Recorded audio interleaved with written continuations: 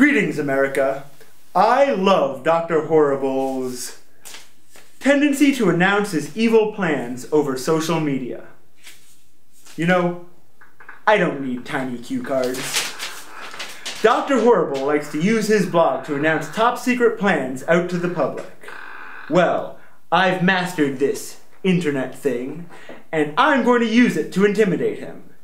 And I'm not really that kind of mean YouTube comments kind of guy. I've learned that he plans to take over Oberon for GeekPeek on August 14th and 18th. But never fear, America, I'm going to be there to make sure that he doesn't do it.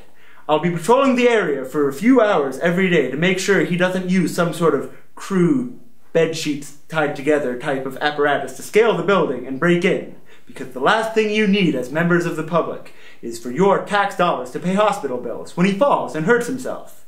Those tax dollars should be going to his hospital bills when I punch him in the face, repeatedly.